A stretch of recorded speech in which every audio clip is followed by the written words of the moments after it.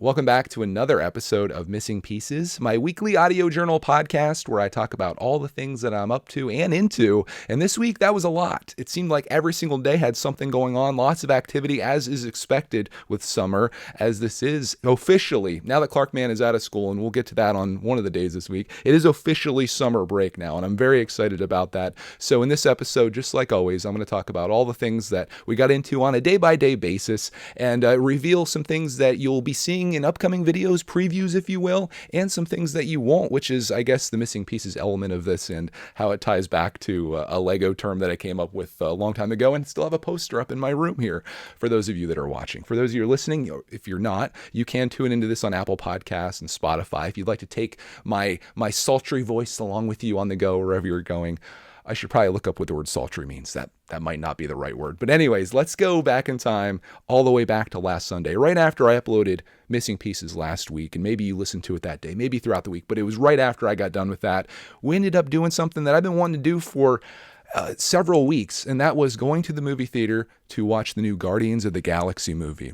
And I thought this would be a funny time to tell you about my history with Guardians of the Galaxy, because I still remember back when the first Guardians movie's trailer came out, and I saw all these characters, and from what I remember from that trailer, it was kind of just like an intro to like who each of these characters are, because like me and probably most other people out there, they had no idea who Rocket is or who Star-Lord is. At least if you didn't get into like all the Marvel comic books back in the day, which I wasn't into that.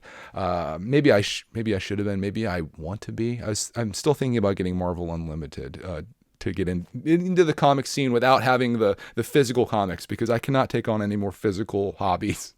But when I saw the trailer for this, my first reaction, and this is kind of a lesson why you shouldn't rush to judgment. My first reaction was, man, they're really scraping the bottom of the barrel here, aren't they? Like we've seen, obviously Batman's had a lot of movies. I know that's not Marvel, but like Batman, Superman, Spider-Man, Iron Man, things that most kids could identify.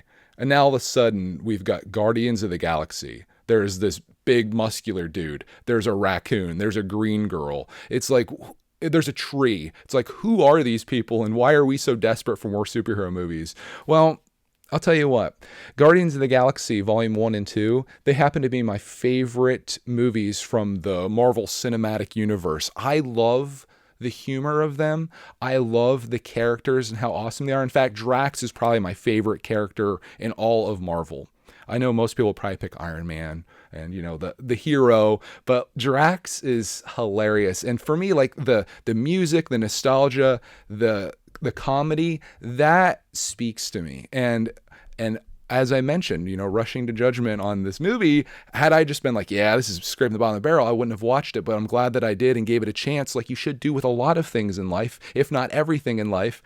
So you can make a judgment for yourself without casting, without information, ignorance, if you will.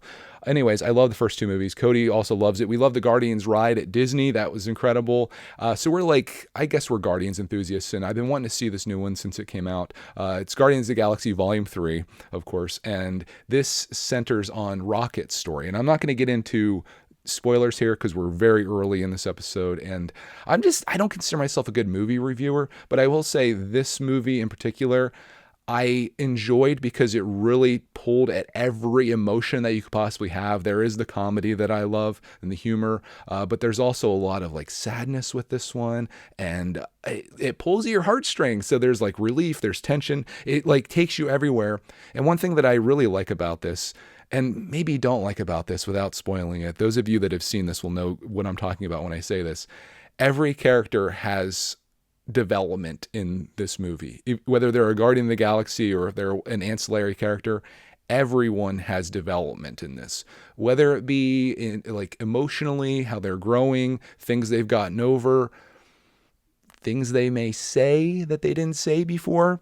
And I think that was a problem with some people. If you know, you know. But I liked it all throughout. I thought it was a great movie, and I feel like it ties right in with the previous Guardians. That being said, I am very worried about the future of the Guardians of the Galaxy, just based on how this one ended and the like the preview or like the post-credit scene. I'm like, oh, how do I say this without spoiling anything? I'm having the same reservations that I had when I saw the first trailer for the Guardians originally back when it came out. I'm like, is this where we're going with this? Again, I'm not going to say anything more because I know lots of people probably haven't seen this yet. Many people are probably waiting for this to come out in Disney Plus, at least from my experience going to the theater that day, because it was a Sunday afternoon and there were maybe 8 people there. I did shoot a little video of it, and I even got some video of like the beginning and ending of the movie, but then I decided like I can't show that because I don't want to spoil anything. So you can follow along with that, and that video will be coming out maybe even today. I have it like ready to go, so you can see kind of like our instant reactions. And it's funny though, I'm kind of regretting because like we gave like our very quick Cliff's Notes thoughts on it as we were walking out of the theater. But then afterwards, Cody and I were driving home. We were talking about it in depth, and I was like, dang, why didn't I just like record this? And we could have had a nice little podcast episode talking about the new Guardians of the Galaxy movie, like spoilerific review or whatever, but I didn't. And that definitely is remaining a missing piece because it existed in that moment. And that's something that like I try to avoid as much as possible in life. Any kind of things that happen, I want to have documented, recorded, remembered.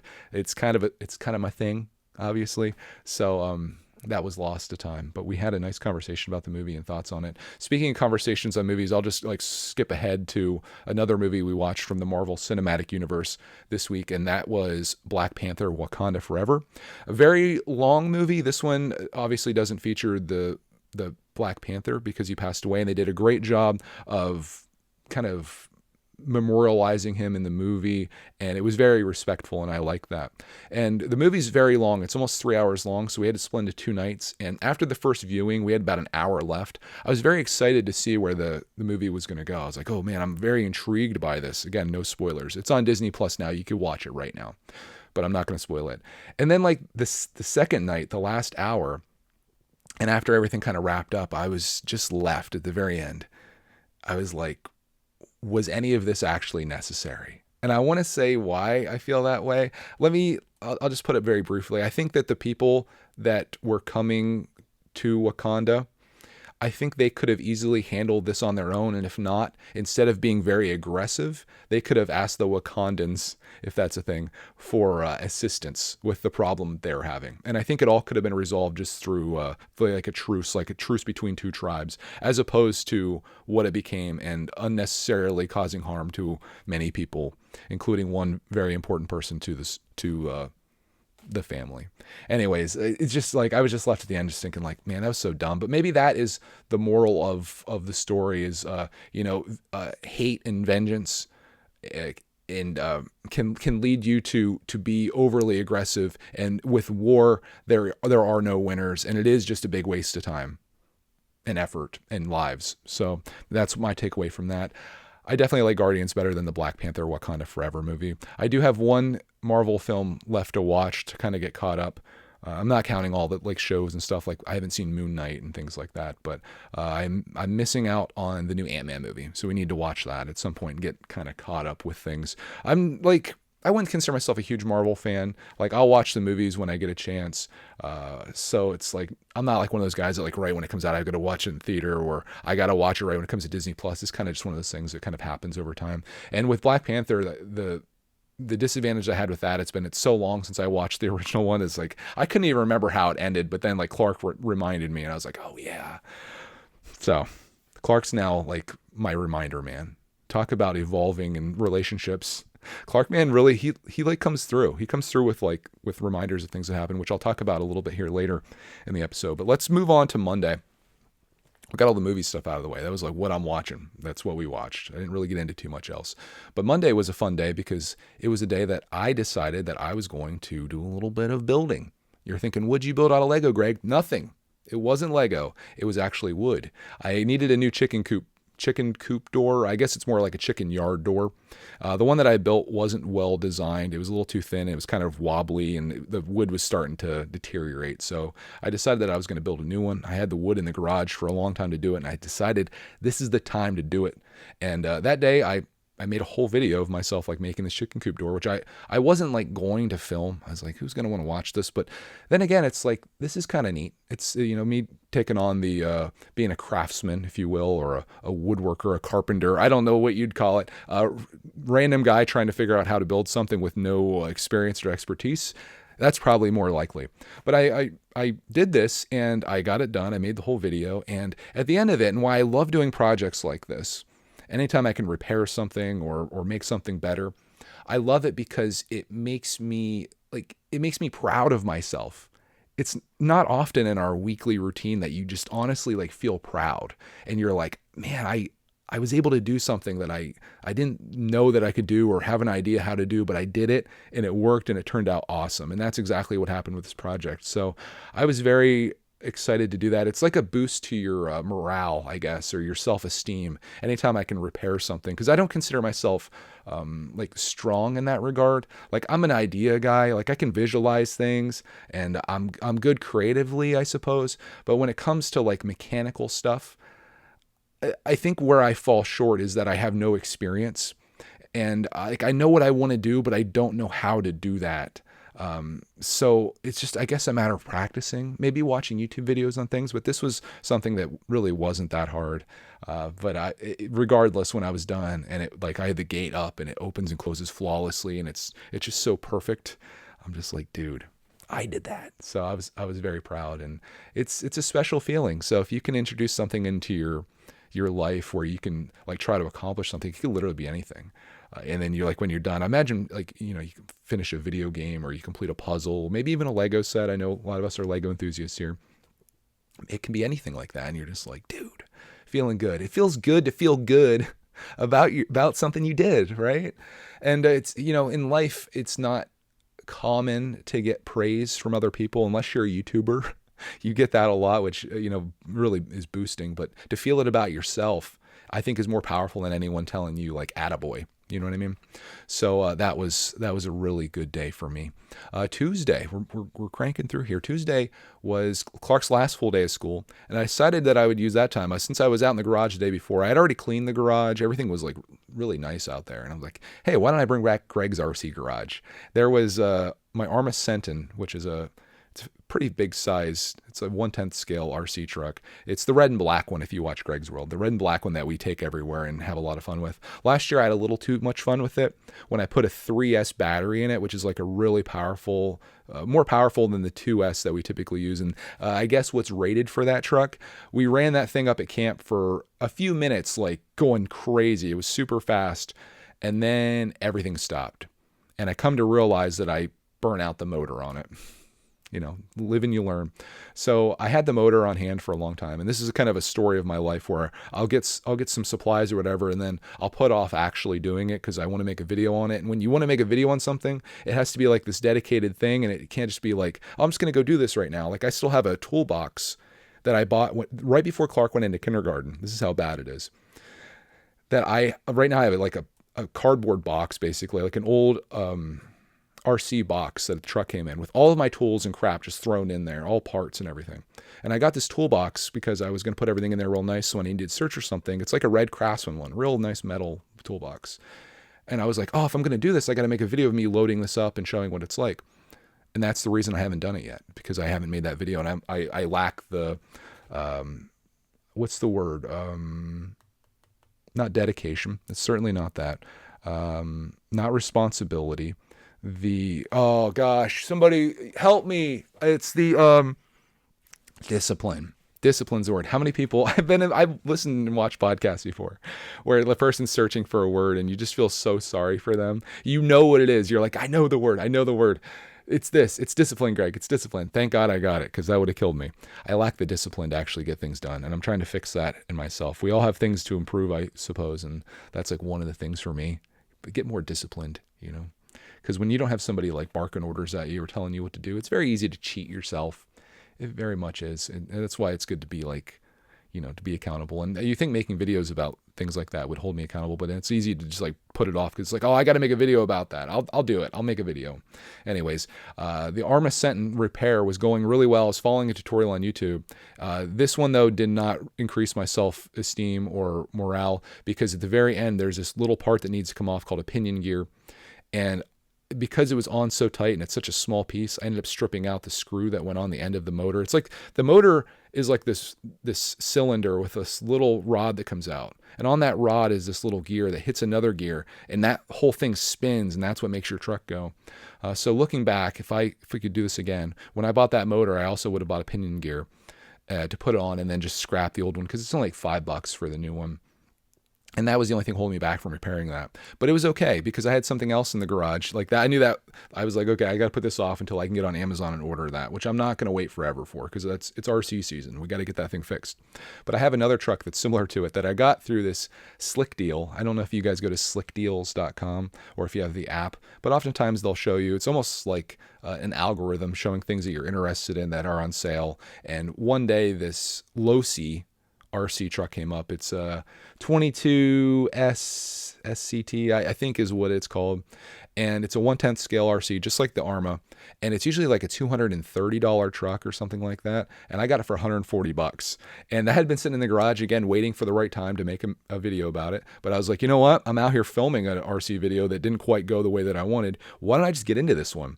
So I did just that. I unboxed it, made a whole video, setting it up, trying it out. And then I was like, let's wait for Clarkman to come home because he's going to be stoked. So he gets off the bus and I like drive the truck out, and he's pretty tickled about it. We have some dinner real quick, and then we go over to the park and we run it around and had a blast. And it was such a fun time.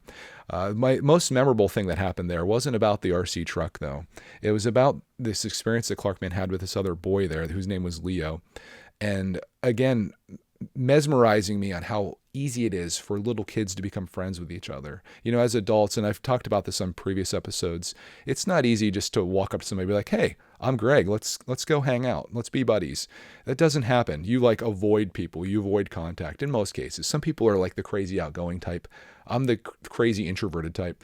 But this kid, like Clark and I are on the playground messing around. This kid comes right up, starts talking to Clarkman, says his name. He's definitely way more outgoing than Clarkman is, but then they start playing together. Just like instantly, and they're running around, having a blast, having a good time. I didn't film any of this. We had finished the RC video and put that away, and we're just like, hey, let's go play at the park, right? So like this kid's and Clark are just having so much fun, and I was like kind of jealous, you know? I'm like, man, when do we lose that? When do we lose the ability just to like have that experience? And it's like, man, kids have it so easy, right? In so many ways. No responsibilities. You can just run up to a kid at a playground. If I ran up to a kid at a playground, the police would be there. I'm kidding, of course, but it was cool to see, and they had some fun. But we had to leave because it was Cub Scout night. And a funny story about Cub Scouts. When we first started this, it was in the basement of a church. That's where they were doing it at. And, you know, it wasn't super organized or productive in my mind. And I was like not loving the experience. I was only really doing it because it was giving Clark an opportunity to hang out with some of his buddies that he had from school. They could hang out a little further. And I was like, okay, I just look at this as like a social thing. But then recently, now that it's got warmer outside, Ruth, the lady that's been like a Cub Scout leader since her son was a Cub Scout in like the 70s, she's having it at her house. And this past week was really fun because she had these plans to like show the kids how to play badminton. That was going to be like the lesson of the night. It's funny thing is none of the kids cared at all about badminton because first of all, Clark and I, we brought a football and a Frisbee. So they were already playing with that. And I kind of felt bad because it kind of stole her thunder because kids are like, badminton, I want to throw this football around. But then the one kid ended up bringing Nerf guns, and that instantly shut everything down because Nerf guns are like the coolest thing ever to kids that are like, 5 to 9 or whatever. And they were playing Nerf guns and having a blast, and Clark enjoyed it. And it was great. After that, we left, and I was really hungry for some ice cream. So I was like, hey, let's just stop into the 7-Eleven down the road from our house and we'll see what they got. And I ended up getting like what could be God tier ice cream bar. I don't know if you've ever had a Twix ice cream bar in your life. I'd never had one before, but I bought one of these. I asked Clark if he wanted one. He says, no. I'm like, are you sure? He's like, no. And he got a little pack of combos. I'm like, all right, cool. So I break into this thing into the car and I try it. I'm like, oh my gosh, this is incredible. And I let Clark try it. And he was like freaking out because he didn't know that it had ice cream in it. He thought it was just like a frozen Twix bar. I'm like, no, dude, it's ice cream. And it was so good. So that might be like our new jam. I didn't look at the calories on it, but I'm concerned. We only had one and we shared it. So I feel it's probably good that we did that. But I got to partake in the gloriousness that is a Twix ice cream bar. So if you haven't tried one of those before, it's definitely worth it. They also had Snickers in there. They also had Mrs. Fields cookies with ice cream in the middle, and that was wicked tempting. But the one thing Clark liked, and this is like kids marketing at its finest, there was a SpongeBob ice cream treat in there, or popsicle or something, and he saw that had SpongeBob, and obviously that's the one he wants. Just like at the grocery store, why do you think all of the middle shelves are filled with the sugary, delicious cereals with cartoon characters on them? It's for that same reason. But that was a solid end to our Tuesday, which takes us to Wednesday. And that happened to be Clark Man's last day of school, half day of school. Usually I go and pick him up, but this time he said he wanted to ride the bus home because obviously he's got friends and stuff on there. I wanted to see him off and like have that final experience. So I was like, all right, cool, man. I'm totally down with not trying to find a parking spot on the last day of school where every single parent is picking their kid up early. Because most people, they have regular jobs. And when their kid's getting out early, it's like that creates a little bit of a day that you could take a half day or a day off from work. So it gets a little batty there.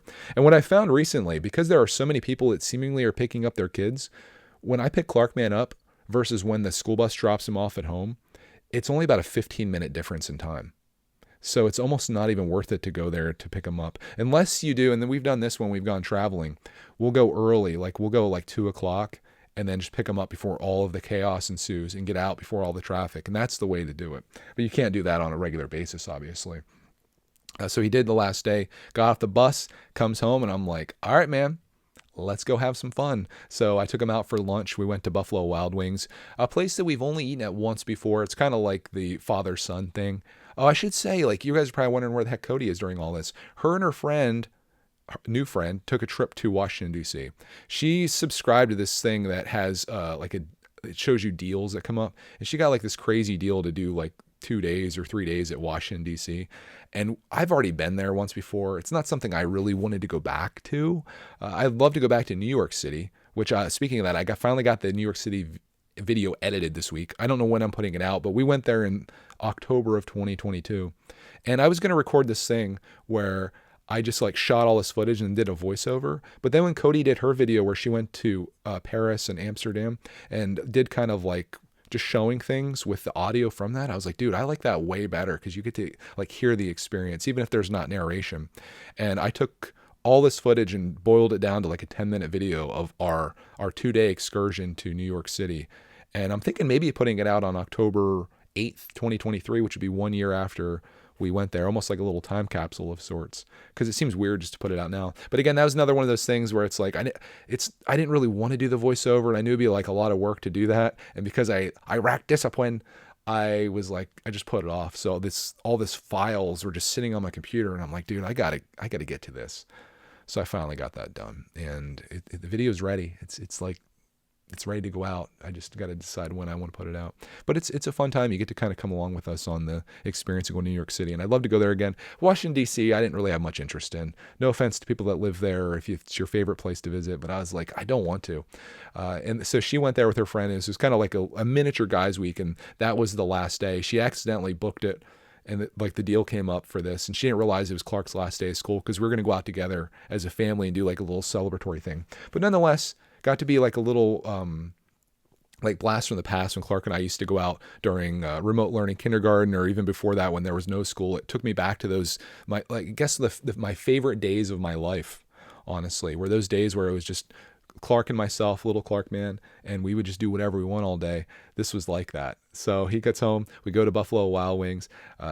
Again, a place we've only been to once before. It's not like incredible, but it's like I'm trying to create like these things where it's like a core memory that we have together. Like that's the place that me and my dad go to. That's the place we go to celebrate things. And Clark Man's a very nostalgic kid. Wonder where he gets that from. And he's very sentimental. And like he has like these traditions and things that are very meaningful to him, and it has to be that way because it's like that's how he did it. So I'm kind of creating that here with this. We went and they had like this deal where you get 10-piece boneless wings and fries and a drink for $10. So we both did that. I dominated him. Clark Man had like 5 boneless wings left when he left, so he took those to go. But after that, we went Lego clearance hunting at Walmart. I've been seeing some posts on Reddit about Lego clearance popping up, and I was like, let's go look. Went in, there was no Lego clearance, but Clarkman did get this little transformer that was on clearance from the clearance aisle. And then we went down to Target to actually do some Lego shopping because there was a set that Clarkman wanted, again, from the nostalgia and the memories, and that was Rocket's ship from Guardians of the Galaxy Volume 3. The movie we went to see on Sunday, he wanted to get that ship and like have that experience. So speaking of experiences, we bought that, brought it home, and he wanted to do a live stream where he built it. So we sat together and built that, chatted with our friends, and it was just a really nice experience. I love live streaming.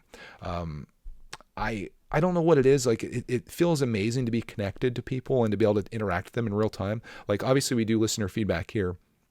And that's fun because I get to hear from you guys and I get to recap that. But when you're in real time and having conversations, it's just like really neat. So I definitely want to do more of that as time goes by and make that like a part of my thing. Because I don't know, I feel like, I don't know if I'm necessarily good at it. I feel like this white speck on my microphone here. ASMR. Anyways, it'll stay there.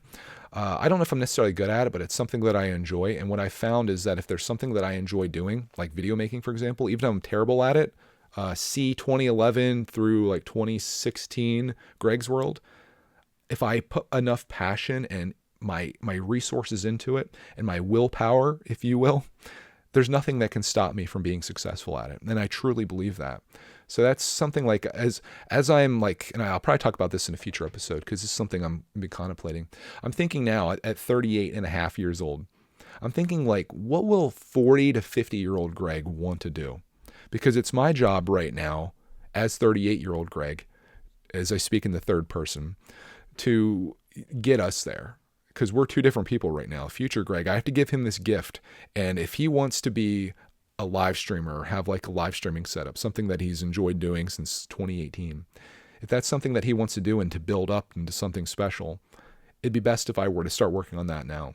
And, you know, just like Greg's farm, like the future of Greg's enterprises or whatever we're doing here, like we have to figure out how we're going to get there. And sometimes like the timing isn't right. Like right now we're in the travel phase of our life, but eventually we will. And like you got to keep your eyes out to the horizon to figure out like what moves you need to make to get to where you want to get to, just like any goal really.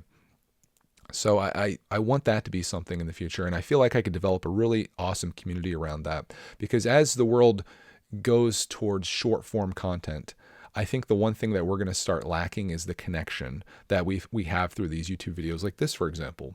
We're almost a half an hour deep into this.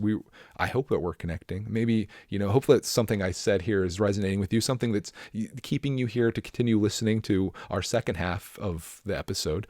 But you don't get that through a 30-second TikTok video in most cases, you know? And I love live streams because it's like something, it almost is a filler. You can be a part of it. You can multitask, do something else. But like if you get consistent with it, you almost become a part of that person's routine, schedule, and life. And that's a really good place to be as a creator. You know, like if you can bond with the people that are watching you, as opposed to having a viral hit where they watch, you know, your one video and then they leave forever.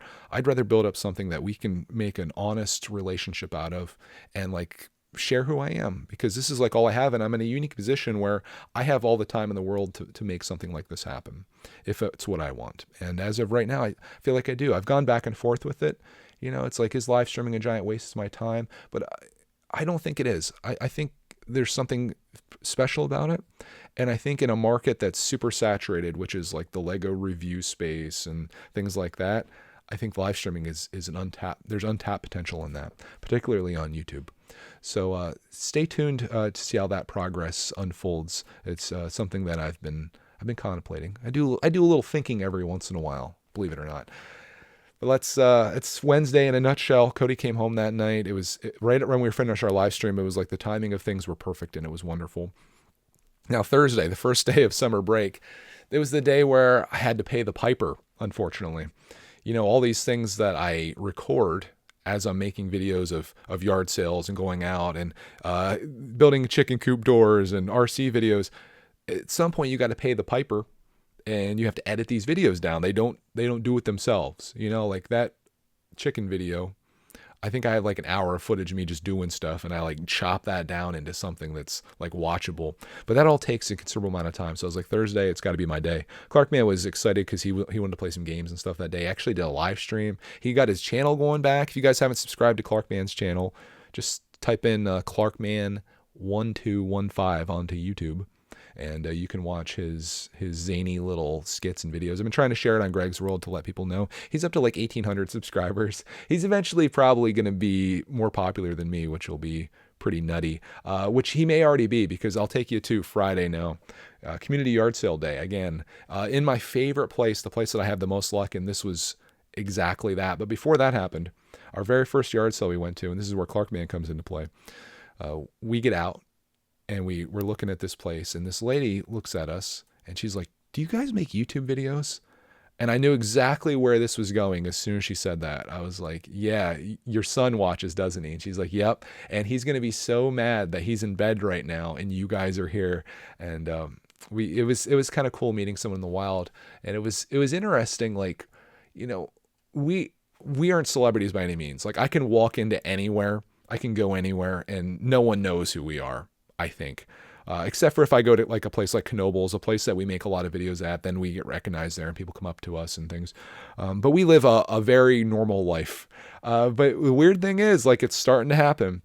The next day at the yard sale too, we were spotted again. This is the second time this kid comes up and he's like, "I watch your videos." And it's crazy because, like, I think I've probably talked about this. I think I've talked about everything I could ever talk about. We're almost, how many years are we doing this podcast for? You see numbers, you see views, you see comments. You don't make that connection of that being like a real person that you're face to face with. It's hard to make that connection. Like, I can make a video that 10,000 people watch, and that's like, wow, that's pretty cool. But like, if I stood up in front of 10,000 people sitting in an auditorium or whatever, I'd die. I would literally die. But it just shows you like how an introvert such as myself with a camera in his hand can feel confident enough to like share things, when in reality, like, if I knew there were that many real life people watching, I could never do it. But we're starting to get spotted even in just random yard sales. We're like getting spotted by kids, and it's always kids, which is cool. I'd like to think the adults are watching, and the mom said she watches along with the kid, which is how I think she recognized me first because Clarkman had his hood up. But it's cool, like, connecting with multiple generations of people, and with the kids in particular. I'm not like a teacher or anything, but I think at the very least I can be a positive role model for kids. Like, trying to show them you try to be a good person, put good things out there, and good things come to you, and being authentic, I think, in like not going over the top craziness. Like, I even got a comment like this on one of our yard sale videos that said something along the lines of, and I'm paraphrasing this, but it said like, I like that your channel isn't full of gimmicks and nonsense. They have a person that they enjoyed watching, but it was like, it got way over the top. And I just don't ever see myself doing that. Like, my videos are titled like yard sale hunting. It just is what it is. I'm not trying to knock it out of the park. I'm just trying to develop a solid catalog of videos that people can tune into and be a part of our journey with us, which is exactly what this is. That means a lot to me. So if these kids can watch us and not be like, "Hey, today we're going to smash 5 PlayStation 5s, and if you hit the like button, you get a free Nintendo Wii." I don't know. It's like, I hate that stuff, dude. It's just, that's not what we need to be putting out there, especially as adults. And that's who the guilty parties are in most cases, from the videos that I've seen that Clarkman watches. Luckily, this is funny, that the stuff that annoyed me the most that Clark watched on YouTube, that wasn't marked made for kids or anything like that. It was just adults doing zany, stupid stuff.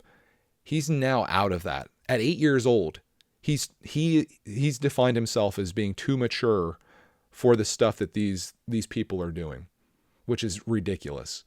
So I don't know. That's my thoughts on the having a platform and what you can do with it, both good and bad. Does that stuff do crazy well? Do they make a lot of money doing that? Sure.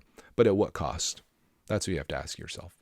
But anyways, back to the yard sale. As you guys probably Maybe you do. Maybe I talk a lot about the behind the scenes of being a YouTuber and like the life that is that, because that's what I know. And I know that's foreign to some people, but I mean, I would probably find it interesting to hear someone talk about their job, like your job as a, I'm going to try to pick like the most, like what it would be considered a boring job, like an accountant. You talk about some of the cool things that you found at being an accountant, like some tax loopholes that you found, or you found some fraud with someone. I would probably listen to that, even though I'm not that person. So hopefully you feel that way about this. But we found some great scores on Friday going out. Again, this community continues to be my favorite one. I found, I would say Friday was my most profitable yard sale day ever. As a guy that's now looking to buy things, not for his collection necessarily in some cases, but to buy and then flip on eBay to convert into Lego money has been my goal. I found these Lego Dimensions packs that at one point were unwanted. Like you could buy them at TJ Maxx for like $3.99 or whatever. Well, just like anything Lego, these things have gotten pretty expensive and popular. And they had a whole big box of these. They're $5 each. And I made an offer like on the entire box. I'm like, how about we do the whole box? You want to do a deal? She's like, no, $5 each. So I was like, okay.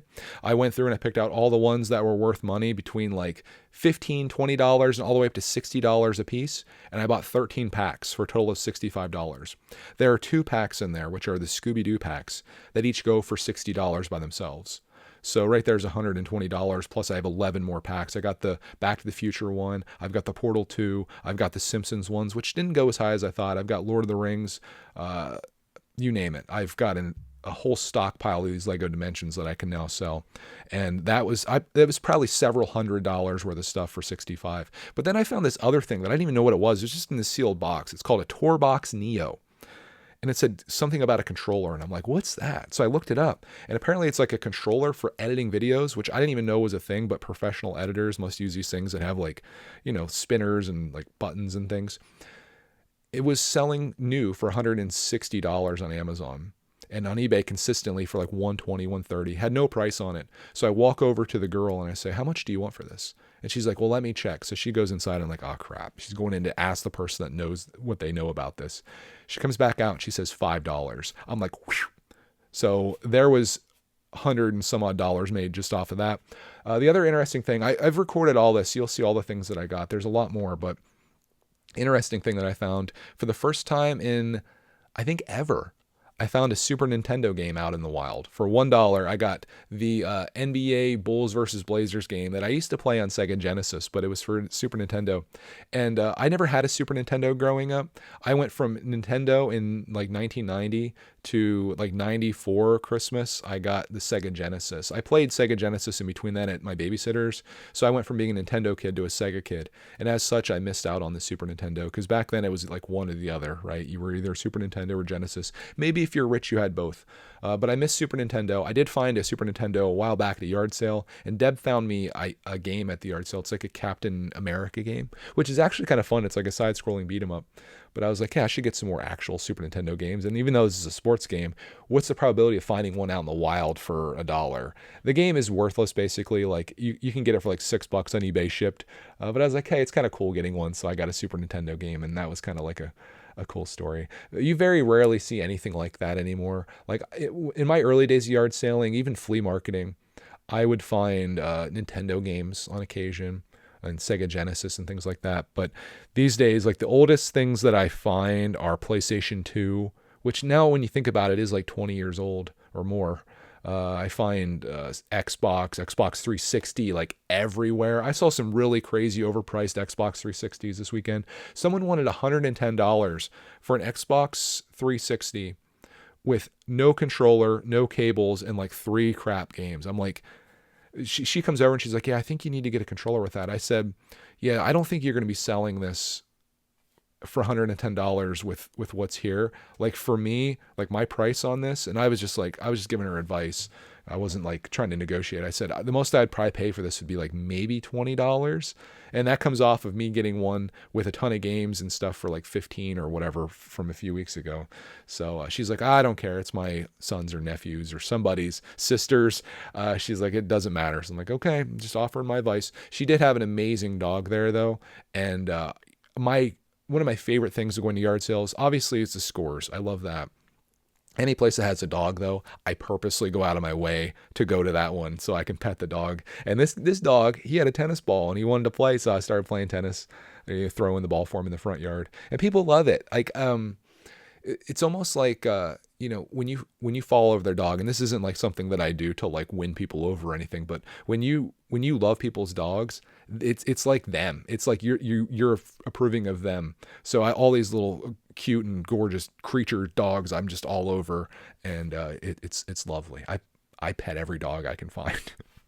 It's like a perk of yard sailing. So if you love animals, go out yard sailing. You'll find some good dogs out there. I saw a lady had a Pomsky, which is a dog breed that I was like contemplating, because my next dog I think is going to be a Husky, Siberian Husky. I just love them.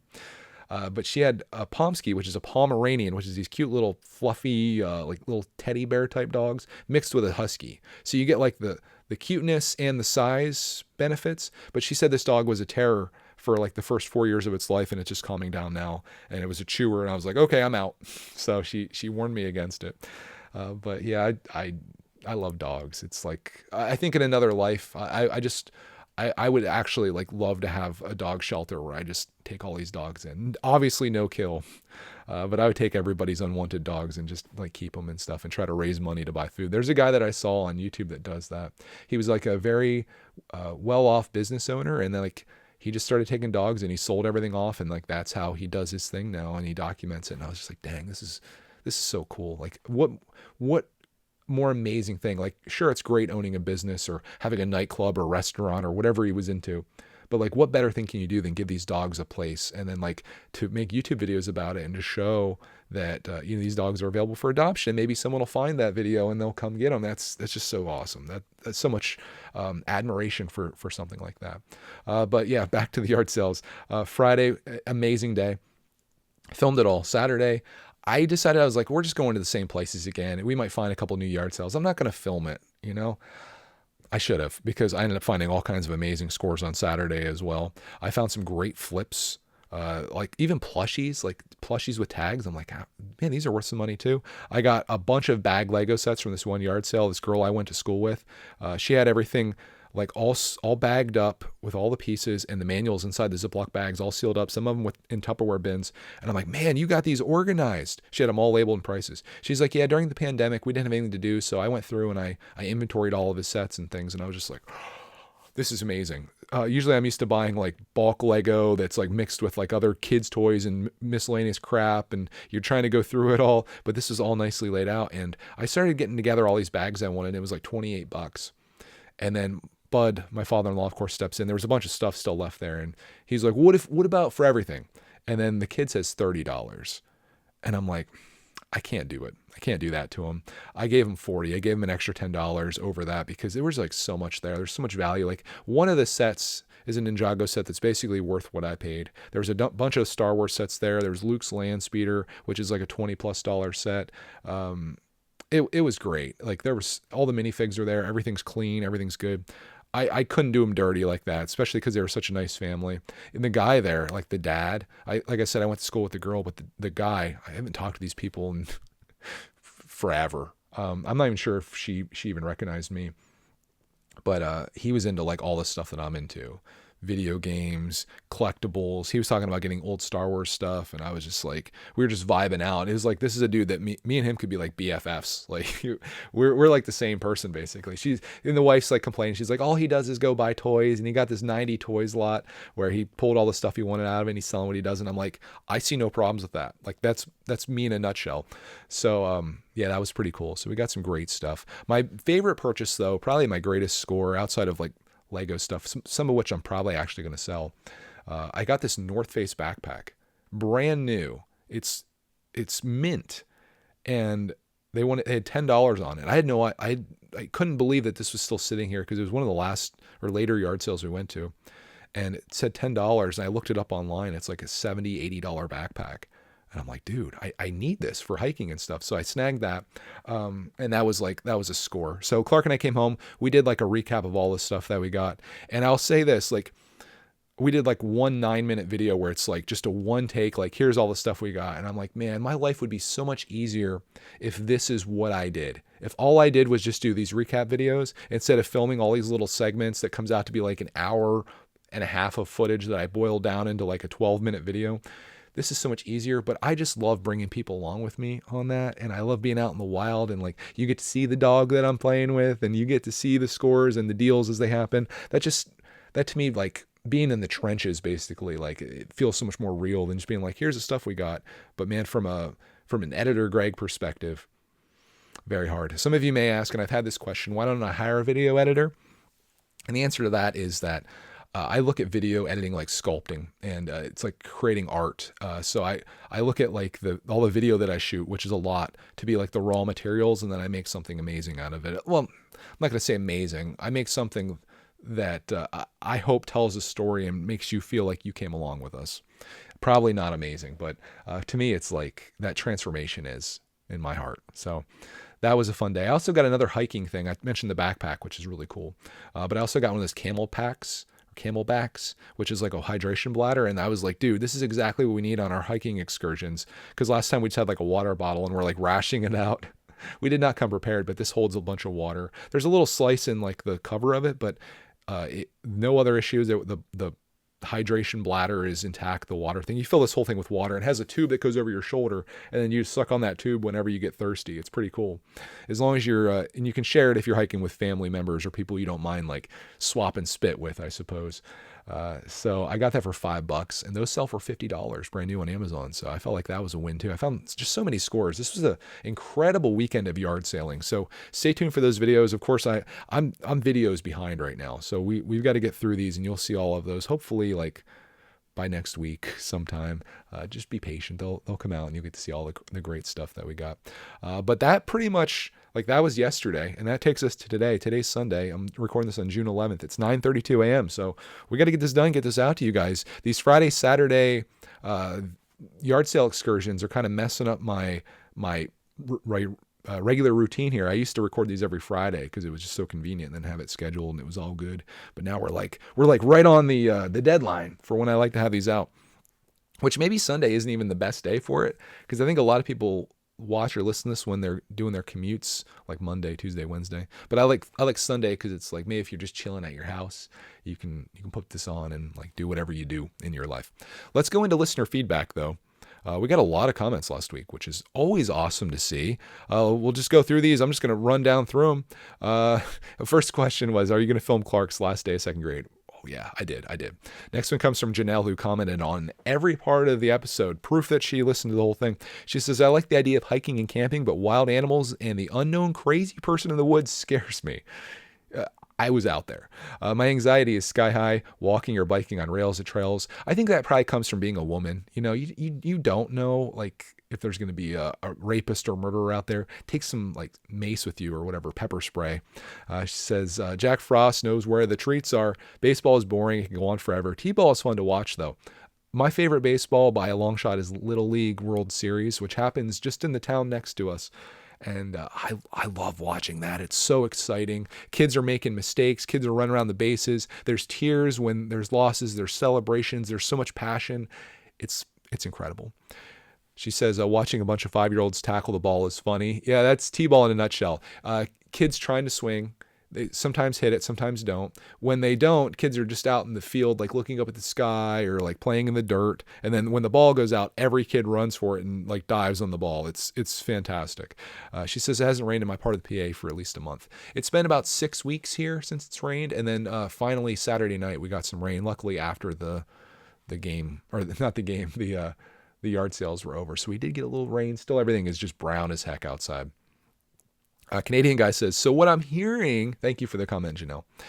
Canadian guy says, so what I'm hearing is May 31st, 2024, Cedar Point World Meetup Show. That'd be awesome. Maybe I could just pick up Zero the Hero on the way and show him that I can drive in the driving lane. That would be good. If we all go to Cedar Point, like do a meetup, that would be amazing. I wouldn't have to do a solo trip. You know, we could get, what I'd probably do, like thinking about it now, the whole Cedar Point thing, Cody and Clark could easily spend a lot of time in like the kids area there and do miscellaneous things. There are some coasters that aren't absolutely ridiculous, like the ones that I like riding. We probably could go as a family, but wouldn't it be cool to be like way in advance, be like, hey, listen, peeps, anybody that sees this or watching this, I'm going to be at Cedar Point on May 31st, 2024. This isn't actually happening, so don't show up there right now, at least. What if we all just met up there that day, even if it's just a couple people? Then I got some peeps to ride rides with, you know? But what if they're weird? What if they're like crazy? You know what I mean? Or what if I'm crazy? Then we're like stuck with each other all day. I don't know. Do you want to be with me all day? That's something I wouldn't wish upon my worst enemy, Zero. But you know, if you're on board or are Canadian, let's do that. He said pick up Zero the Hero on the way. He made a joke about Canadians. I get the joke now. That was lost on me because it's been so long. He said he was going to pick up Zero the Hero to show him he can drive in the driving lane. Okay, so he's a Canadian guy. He can drive. Okay, let's not say that Canadians can't drive. That's like saying Guardians of the Galaxy is like scraping the bottom of the barrel. That's not happening. Okay, but yeah, I would love to do like some type of meetup like that somewhere. That'd be kind of cool. As long as you don't like kill us or whatever. That wouldn't be. Lego Lockton says, great new intro. Are you still considering homeschooling Clarkman? As much as I absolutely love Breath of the Wild and Tears of the Kingdom, I do agree that Red Dead Redemption 2 is a better game. I'm halfway through Red Dead Redemption 2, and I'm absolutely loving it, but I've paused playing it. So Tears of the Kingdom, paused playing it. He's playing Tears of the Kingdom now. Okay. I was considering homeschooling Clarkman back earlier this year when they were giving us a hard time about his attendance and such. At this point, I really want to see how third grade goes. He does love being at school. He loves the like making friends, obviously riding the bus. Like he chose to ride the bus home instead of me picking up. He likes it. He enjoys it. He even likes his teacher, his past teacher. He likes having friends. There's one kid that was a little difficult for him to like navigate. And I thought that was a really good experience for him. Because in real life, that's the way it is. Like if you get a job at a regular place, there may be somebody there that's not the nicest person, somebody that gives you a hard time, somebody that's kind of a bully or a jerk or whatever. And it's much better to learn how to navigate that and deal with that when you're in second grade than it is when you're a grown adult. And he wouldn't have that experience if he was homeschooled. Maybe we'd find a group of other people that are doing it, but I think those kids are probably gonna be pretty well behaved and decent people. In public school, you're gonna get all kinds of everything there. And I think that's good for him to grow. So I'm really curious to see how third grade plays out and to see how his experience is, see how his teacher is. So we're kind of watching at this point. If there comes a day that he decides like, hey, I'd like to just do like online schooling and get my work done in 2 hours of the day and then do my thing or whatever I want to do the rest of the day, I'm totally on board with that because I think I would have thrived in that. As a self-starter type, even though I lack the discipline to sometimes get things done. But if I had like someone that's like, okay, you have to complete these books, I'd be like, okay, I'm going to get this done by 7:00 this morning. And then the rest of the day, I'm going to go build Lego sets or go build a chicken coop door or whatever. Like I with that structure, I could easily crank things out, and you just have to be motivated and like disciplined. And I think in that regard, I could. It's when you don't have any kind of deadline. For me, I'm a procrastinator. So sometimes the pressure of a deadline helps me really get things done. And I think maybe he could thrive in that. But for now, I want him to have these experiences. And we'll see how third grade plays out. After third grade, he goes to a different school. Maybe that's the time to do it. Maybe when he's a high schooler, who knows? I wouldn't mind if he just like completed everything he needs to get done and finished a year early, especially if he does what he wants to do now, which, and this is probably going to change by the time he's an adult, but he wants to be a YouTuber. He wants to do what I do for a living. And I'm honored and flattered by that, but I also think, are you like this because this is just what you see? You see your dad getting to have all these fun times and things, and you want that, which I can't blame him for. And he certainly has an awesome runway to launch from at 8 years old, having the experience that he has and the audience that he has and the fans that he has. And if he wants to take that path in life, he certainly can. But I don't want that to be the thing that limits him. You know, there's a whole world of careers and things out there that he could get into, and he's going to need proper training for that. So let's leave this as a side gig for now. If you want to make funny videos or be a Minecraft streamer or whatever, do that on your own time. Make some extra money, pay for college, pay for your car, down payment on a house, whatever. The future is wide open for the dude known as Clarkman. So that's kind of where we're at on that. As for Red Dead Redemption 2, Tears of the Kingdom, Breath of the Wild, I haven't played any video games this week, really. I just was so busy with stuff. And then my editing day was the one day I was kind of stuck inside. Next one comes from Soul by Ronnie, one of my good friends, and I'm one of his biggest fans. He says, I don't think you're in the wrong for not adoring Zelda. That game has so much nostalgia. I think most people playing it for most people playing it. And if you didn't latch on to any of the previous games and adore them, I think that might be the reason Breath of the Wild isn't resonating completely with you. Yeah, I think that might be it. Like, if you put Breath of the Wild and Red Dead side by side, I keep comparing these games, I guess because they're both massive open world games where you can kind of go and do whatever you want, but then there's a little bit of a story as well.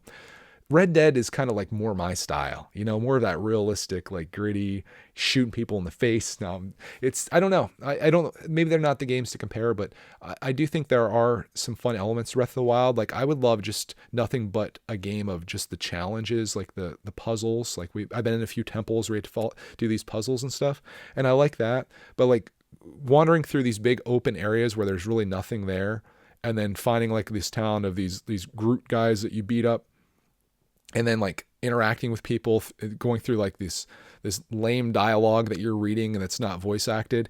It's not wildly impressive, to be honest. Maybe it is because of when it came out and it was on Nintendo Switch, but I think you have to be a Zelda enthusiast to really love it. That being said, I'm not giving up on it, and I'm going to continue playing it. I just don't think it's necessarily worth me putting 100 hours into, like many people have. Like, I think there's so many other things in gaming that I could do or accomplish and probably have a lot more fun with than that. And I'm sorry to all the people that are like wildly passionate about these games.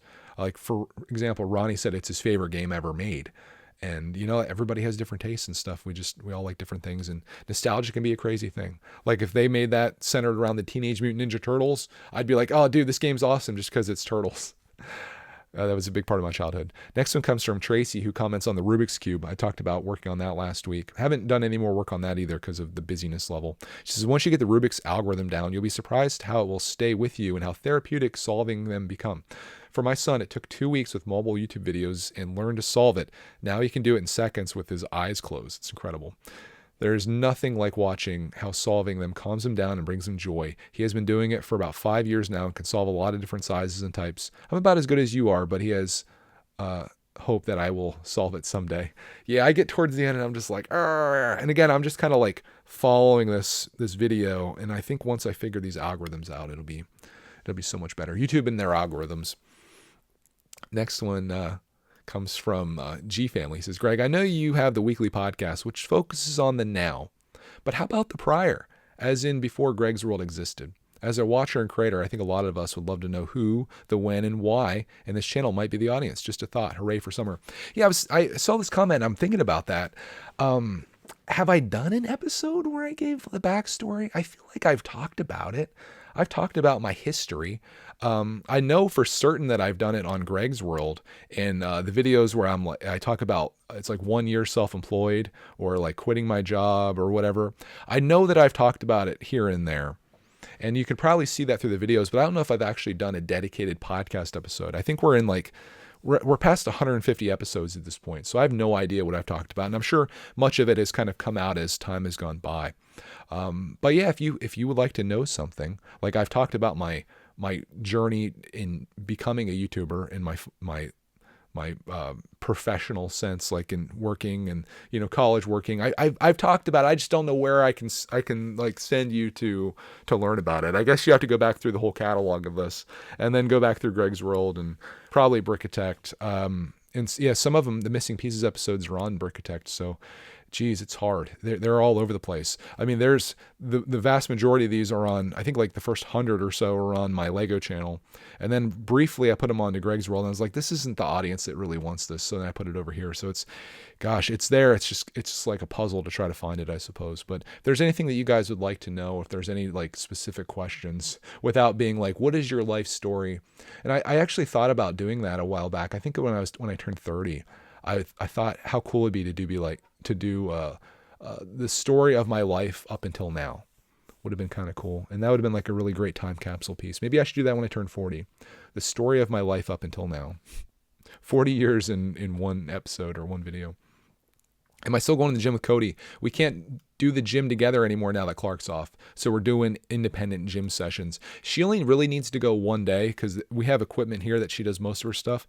She does one day. That's where I do the majority of my stuff. But I've been going independently this week, and I enjoy it. I love the machines there. I love the feeling of the place. The new location still isn't like my jam. And I talked about that a few weeks ago. I think you need to go back and listen, but no, I'm just kidding. I've noticed, like, I've been doing this for like 9 months now, and I've noticed I'm so much stronger than I was when I first started going there. And I feel very comfortable and confident in doing the exercises there. It never feels like, and Planet Fitness makes you feel this way. You don't have to feel intimidated or whatever, like you're going to a gym where all these bodybuilders are. They're kind of like, the hardcores are in their own section. I'm with like the old people that are doing like the machines and stuff, and I enjoy the heck out of it. So yeah, I'm still doing that, but we can't go together because Clarkman needs a place to go. What they should do is have a little kids section that they can play around and jump on balls and whatever, have like little platforms that they can do, like a playground would be wonderful. So your kid can be in there while you're doing gym stuff. Cause I imagine that's an issue with some people. Like where does my kid go while I do this? Babysitters, I guess. I don't know. Next one comes from Johnny's Happily Ever After. I like that name. He says, enjoyed the video. I feel like if we were to meet in person, I feel like we'd become good friends. We like a lot of the same things. It's like me and the guy at the yard sale. I suggest if you want a good baseball experience, go to the Little League World Series. The kids make the game. We were talking about that. Make the game enjoyable because they're there just to play baseball. I believe Clark would like it. They have games for kids to play, and some of my best memories as a kid were made there. It's in August. Again, I could literally drive there. I could be there in like 20 minutes. And it's my favorite baseball. It's way better than watching the Crosscutters or any MLB game. It's fantastic. And it's like a tournament, so it kind of goes down until you're left with like Japan and Hawaii as the final two teams or whatever. And then they go against each other and Japan wins, which is usually the outcome. I don't know if I watched it last year, to be honest. Next one comes from, Janelle says, again, repeat offender. She says, Busch Gardens is great. I'd love to go to Busch Gardens. We had season passes when we lived in Virginia Beach. Hershey's good too, but I like the Butterfly Gardens at Hershey better. Kings Dominion is also in the same town as Busch Gardens, and it's pretty good. For water parks, there's Wild Water Rapids. It's in Virginia Beach, which I loved as a kid. Kings Dominion is one that I forgot about. I always pass by. There's a road that we go on our way to Philly when we go to the airport, and I see this sign that says like Kings Dominion. And I'm like, I want to see what that is. I'm going to look up some YouTube videos to find out more about it. But there's a lot of great parks in Pennsylvania, Virginia. It turns out like 3 of the best 11 water parks, at least according to this website that I saw, are in Pennsylvania. So we've got our summer cut out for us here in terms of the parks part of Pizzas, Pretzels, Pickles, and Parks. Probably pizza too. Next one comes from Zvazvis. Boys, try to say that once again. He says, short and sweet comment. Rocket-powered Lego car. Busch Gardens is great too. There you go. Also, both parks I suggested have water parks. Google them. They're pretty sweet. That's all. Keep up the great work. Short and sweet. Rocket-powered Lego car reminds me of Buzz and Woody in Toy Story 1 when they strap like a firework or whatever onto RC. That's what that reminds me of. But it would be kind of funny, wouldn't it? I want to do a Lego RC car. So I take the bottom of an RC vehicle and then I glue a base plate on top of that, and then I build a Lego car on top of that. I think that would go crazy on my channel. Like that could be like super viral, especially if I made all kinds of videos like that. It'd be pretty epic.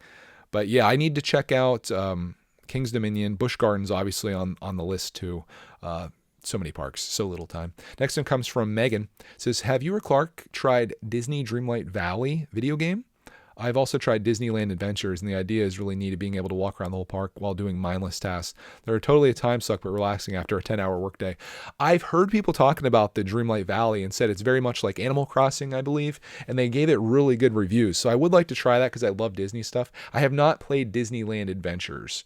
I do know that there's a Disney game for Nintendo that's like absolutely brutal. You should try that one out if you don't want a relaxing experience after a 10-hour workday. But I'll add those to my list because I could stream those, and I think people probably enjoy that as I get addicted to unlocking every Disney character under the sun. Next one comes from Zero the Hero, the person that made the bold claim against the Canadian drivers. He says, amazing stream as always, Greg. Hadn't thought about breaking down the cost over the life of a video game. Maybe because I see my kiddos get a game and 2 weeks later they beat it or over it. That you should get them a Nintendo game. Give them Ninja Gaiden and tell them they have to play it until they beat it. There are 2-3 games that they go back to, like Zelda. I know that I look at Lego as playability, but also investment. Yeah, video games, I guess it depends. Like video games go through this weird thing where it's like you pay full price, then it goes down, and then over time it becomes almost worthless. Like you can get PlayStation 3 games for like $2 right now. But then if it gets old enough, like you go back to like Sega Dreamcast or Nintendo GameCube or Nintendo or Super Nintendo, then they go back up in price. So it's like a weird thing. Whereas Lego, it's like, it's worth a lot now. It might go down a little bit while it's on sale, but then as soon as it's not available anymore, then it's super expensive. So Lego probably better investment if you're like looking at this from a pure investment standpoint, but from a playability standpoint, I still stand by video games giving you more time and enjoyment dollar for dollar than Lego probably. And that's coming from a Lego guy. Where did I miss out on? Let's see. Oh, okay. Wait, did I miss something here? I'm scrolling to the wrong place. I say that hiking is great to do with family and leads to amazing conversations. Have an amazing week, sir. Look forward to hear more next Sunday. Side point, really enjoyed the Extended Vids podcast. Very enjoyable while hacking away work. Well, I'm glad to keep you company while you're doing that. Hope you're having a glorious day there, and it's going quick for you, and you're accomplishing incredible things. Next one, sorry, I botched your comment there. I'm pretty good at doing that, unfortunately. Please keep commenting though. I love listener feedback. Next one comes from Dirt Ventures. He says Bald Eagle State Forest has some great hiking and camping. If you look up Mid-State Trail, it's great. Also Purple Lizard Maps rock for hiking. Love the hiking video. I think I went hiking in Bald Eagle State Forest. I don't know if it was it. No, it was Little Pine. There's this really great trail at Little Pine State Park that you go across the dam and then you hike on the other side across from where like the beach and the recreation area is, and it takes you all the way out there. But Bald Eagle State Forest is not too far from me. We have some Pennsylvanias in the house here. I like it. This is in my future. It most certainly is. Next one comes from a blind man's life. He says, hey there, Greg, here to reply to a couple of the topics from this week. I'm glad you're here. He says, my first time riding a roller coaster was last year at Six Flags. I rode a bunch and I'm happy I did. I even rode one that went backwards. It was funny because the guy controlling it said it was going to count down from 3 and start it, but he said 3 and then immediately started it all over, and it was a fun day for me, and I will never forget it. That's like core memories, man. When it comes to people driving the wrong lane, I'm sure I have my share of experiences, but when you're driving, do you ever have the people who slow down or speed up when you're trying to pass them? Given my vision, I'm not driving, but from what I've seen from my parents and friends, this seems to be a problem on the road. My parents were on a road trip and we could not pass these people up, and it was kind of stressful. Have an amazing start to summer. I look forward to next Sunday. Yeah, you have that. I try not to aggravate anybody out on the road because there are a lot of crazy people out there, and I watch a subreddit called Idiots in Cars, and a lot of it is road rage type stuff where people are just off their rocker, and if you follow too close to them or you're too slow or you pass them or you look at them weird, they'll do some crazy stuff and try to drive you off the road, and like just insanity. Like people in cars are oftentimes very rude. They'll do things in cars that they never do to you in real life. And to me, it's just like, dude, like I'm just going to drive. Please just do your thing. I'm going to do my thing. Please use your turn signal. Don't hit into my car. Don't do anything erratic. Like all of my driving, like when we go to Philadelphia, for example, that's probably like our most consistent route where you run into crazies, Philly people. Most of it is just like watching out for other people is my driving experience. It's like, okay, how many crazies are we going to run into today while we're driving? Like how many people are going to rush up behind us and pass at the last second or do some crazy stuff in front of us or be parked in the passing lane? It's just like I'm just such a defensive driver at this point, just because I want to get my family to where we're going safely. I like to do it in a timely manner, and I don't need to go super fast or super slow. I'm just going to be going right at the speed limit or a little above, and let's just all be safe. Let's just be cool. Let's just act like normal people out here. Can we do that? I don't know. Panzer says that my thoughts on driving are probably the same as most people. Maybe you're a speed demon though, and you're one of those people who are just like, get out of my way, I'm going. I'm just like, let's just all get there safe. Panzer says, thank you for sharing a piece of your life. Please keep it up. Will do. Thank you for tuning into a piece of my life, the missing pieces of my life. Ashley says, love the intro. We live near an amusement park that isn't too terribly far from you guys, and every time we go, Mason says, maybe Clark will be here. And if he sees any type of blue truck, he thinks it's Clark's mom's. We were wondering if Clark is still in Cub Scouts or doing any other sport activity. Yeah, just Cub Scouts for now. We did a few of the other things, right? We did T-ball, we did soccer. Clark, like, he wasn't and I'm going to say this in the most kind way possible, he wasn't wildly talented in the sporting realm, and practice to him, and I guess this is kind of good for us to kind of like teach him, like, you have these responsibilities, but he was never really into it. And I didn't want to be one of those parents that was always like, you got to go do this thing. You're not a quitter. We're going to keep doing this. You're going to be a baseball star. It's like, no, dude, like, everybody has their things. Like, my kid, maybe he's good at soccer. He's going to be like the next Messi. Okay, great. Encourage that. Your kid likes making videos and being funny and creative. Encourage that. Your kid wants to be a YouTuber. Encourage that. Your kid wants to be an artist. He loves clay like Ronnie's son. Encourage that. Like, it's just about like finding what things that they are, what their strengths are, and then building on them. And you can't force that upon them. You can't be like, listen, I played football as a kid and I loved it. So now you're going to play football as a kid. And I don't care if you don't want to go to practice, you don't want to be here, you're going to do it. That being said, I remember my nephews at a baseball game one time. Like, my brother-in-law is like super into baseball and sports, and he was the coach and all this. And I remember my nephew like not being into it at all when he was real little. He's just like wanted to leave. But then he played baseball like throughout like years and years and seemed to enjoy it. So maybe you do have to like push through that. But like for us, it's like it's not a priority. But Cub Scouts is fun, and I think the social stuff is good. Speaking of Ronnie, though, I did miss the second part of his comment here that I saw earlier, but I realized I forgot it. He says, have you ever considered solo camping? It would make for an awesome vlog and be a little taste of what it's like out here, out on the Appalachian Trail, out here like he's on it. He said out there. Also, you should watch the show Alone if you haven't already. It's about surviving as long as you can with 10 items you can bring with you. I'm sure you've heard me ramble about it in the podcast. Yeah, I'm interested in that show. I've never sat down to actually watch it, but I would like to do a camping thing. And what I'd like to do, and I think would be really cool, is to almost make like a bit of a challenge out of it.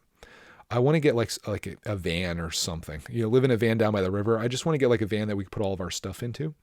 And I was thinking, like, what if I sold off all my unused or unwanted Lego stuff from the storage room of doom and converted into like this van that I could then use to travel and have these amazing experiences with. Converting essentially, and I think I've talked about this before, converting something that's providing no value to me to something that would, but it was also very much a depreciating asset that we could go out and have adventures with. Cody had no interest in the camping thing. Clark, man, all about that life. Obviously, he's going to grow up and go on his own, but I definitely see like a future where solo Greg does camping stuff. And I thought, man, we could probably even make a little thing out of this where I test out camping items, like from an honest perspective, let me try out this lantern. Let me try out this sleeping bag. Let me try out this stuff. And maybe we can get companies on board to sponsor this whole thing. I could go all over the United States, staying at all the different state parks and national parks. It'd be crazy, and do hiking and all that. I do have a feeling that if I really pushed it and I was like, all right, Clark and I are going camping, Cody would be like, okay, I guess I'm going to. Maybe I can like get her to go. But I'm totally okay doing solo stuff, as you've seen. I can roll with it. That was my whole childhood, was kind of by myself, occupying my own time and figuring out things I want to do and being creative and having fun. And I can do that as an adult too. I know that's like a foreign thing for some people. Like Clark Man's the exact opposite. He never wants to be alone. He always wants people around him. He wants to be with us. He wants to be with someone. He hates the idea of a solo experience. Me, I can thrive in it, and I think it would be a really fun thing to do, to take people on that journey and test out the hiking market on YouTube, I suppose, if we documented it. Let's see who's into it. Definitely from like a noob perspective. Like, I'm obviously not like the hiking guy or the camping guy, but that makes it even more interesting to be like, okay, this is my first trip. Let's see how it goes. So I'm into that idea. I like it. I think it'd be fantastic, and we could go experience the world as it exists today in the wild, and maybe encourage others to come along with us, and whether it be virtually or actually out in the world too. And I could get great ideas from people, and who knows, travel the country. That would be a dream of mine. And then Greg's farm after that. Too many dreams, only one life. Last and final comment. Thank you for the comment, Ronnie. Last and final comment comes from Victor, who says, hey, Greg, recently I've been feeling down just about life and finding what my purpose is. But because of your podcast and your mesmerizing voice, that's the word I needed earlier, not sultry, mesmerizing. I've been much happier. I truly don't understand why, but thank you, Gregory.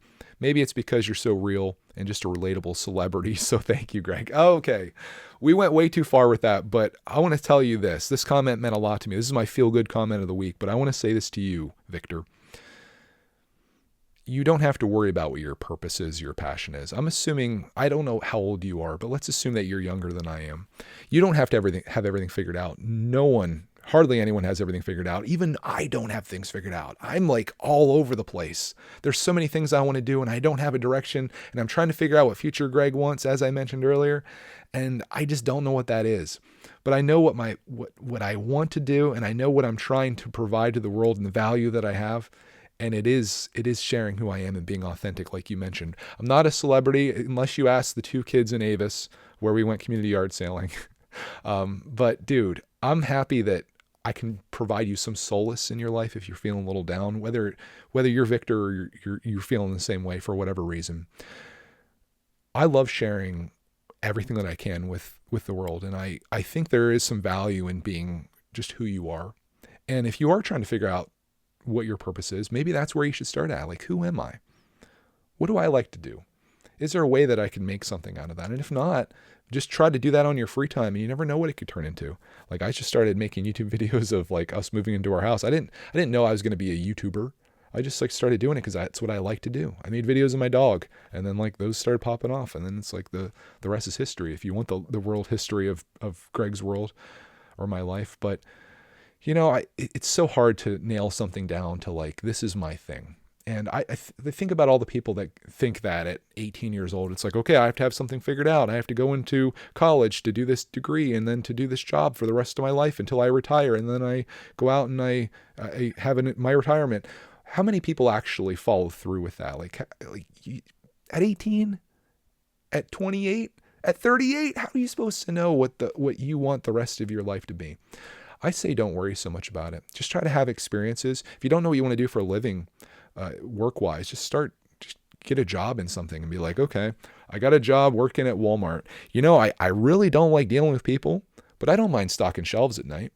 Maybe that's my thing. Maybe I need a job where I'm not like working with the public. And then you're like, okay, what can I translate this into? And, you know, I'm just giving examples out there in an effort to say that you don't have to have things figured out. It's not necessary. I think the most important thing you can do with life is know that you only have one life. And if you're not happy with how things are right now, think about what you can do to change that. And that's been one of my ongoing messages here with Missing Pieces, and the thing that I'm going to leave you with.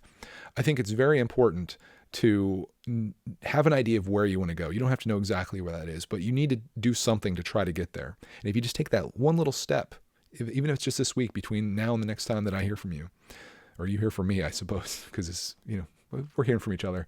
If you just take a little step towards that thing, it's a step, you know, and even if it's in the wrong direction, it's a step. At least you're getting somewhere. Even if you realize after you take a bunch of those steps, you're like, yes, this isn't for me.